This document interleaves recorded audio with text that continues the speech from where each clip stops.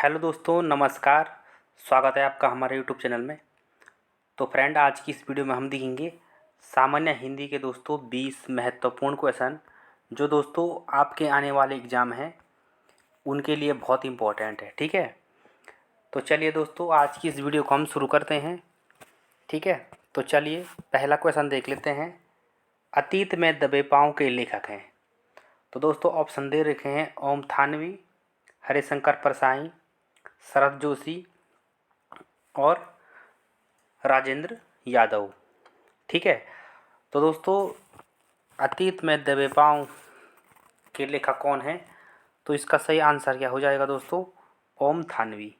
ठीक है, चलिए अगले क्वेश्चन की तरफ बढ़ते हैं।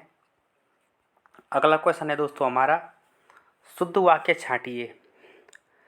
तो यहाँ पे 4 ऑप्शन दे रखे हैं दोस्तों। ठीक है, तो इनमें से बताना है दोस्तों इसमें शुद्ध वाक्य कौन सा है।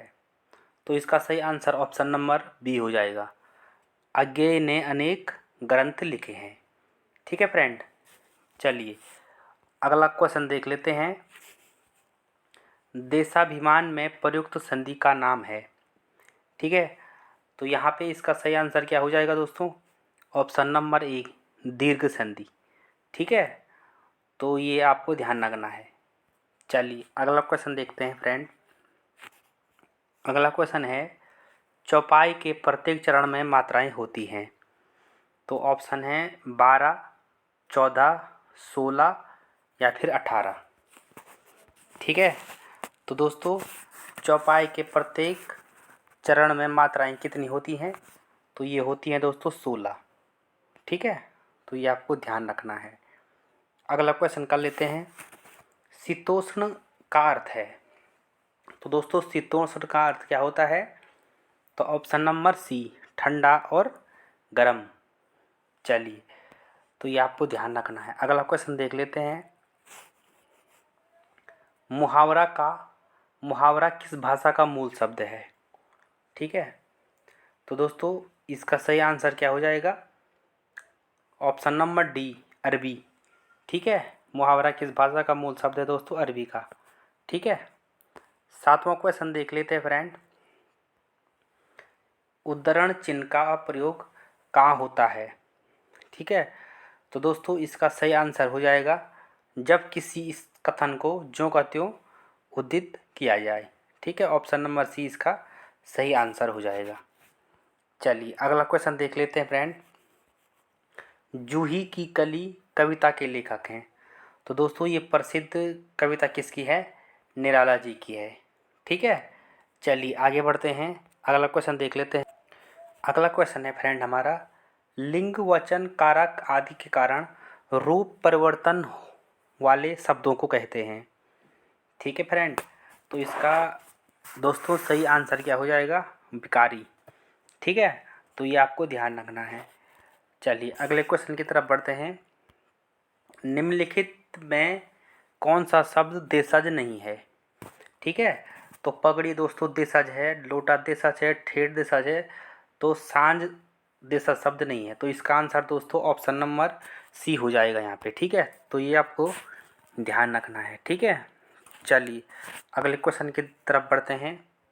अगला क्वेश्चन है दोस्तों, क्रिया की व्युत्पत्ति होती है। ठीक है, तो ये मोस्ट इम्पॉर्टेंट क्वेश्चन है दोस्तों। ठीक है, तो ये आपको ध्यान रखना है धातु से। ठीक है, चलिए अगले क्वेश्चन की तरफ बढ़ते हैं। अगला क्वेश्चन है दोस्तों, दो वर्णों के मेल से होने वाले परिवर्तन को कहते हैं।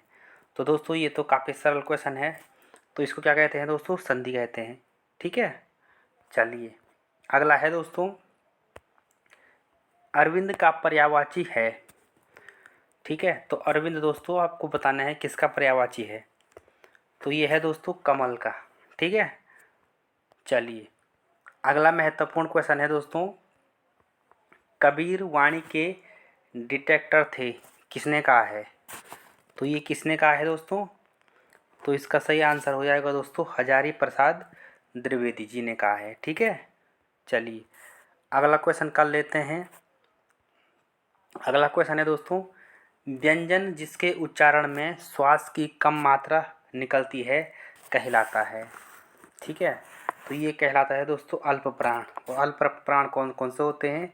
1, 3, 5।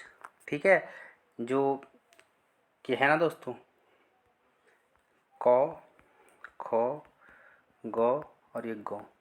तो दोस्तों फर्स्ट, थर्ड और 5 ये क्या होते हैं? अल्प प्राण होते हैं। ठीक है, जो 25 होते हैं स्पर्श व्यंजन, उनमें से जो तीसरे, पहला, तीसरा और पांचवा होता है दोस्तों, वो हमारे अल्प प्राण होते हैं। ठीक है, और दूसरा और चौथा ये क्या होते हैं? महाप्राण होते हैं। ठीक है ना। चलिए अगला क्वेश्चन देख लेते हैं फ्रेंड। फिराक गोरखपुरी का मूल नाम था। ठीक है, तो ये है दोस्तों रघुपति सहाय।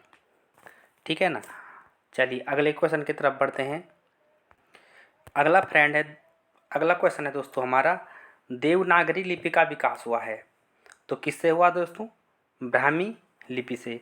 ये भी ध्यान रखना है दोस्तों, कई बार एग्जाम में पूछा जाता है। ठीक है, चलिए अगला क्वेश्चन देख लेते हैं।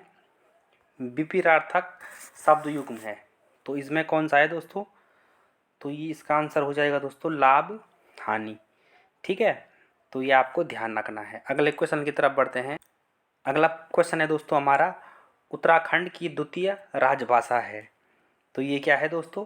संस्कृत है। ठीक है, तो ये आपको ध्यान रखना है। अगला क्वेश्चन देख लेते हैं फ्रेंड।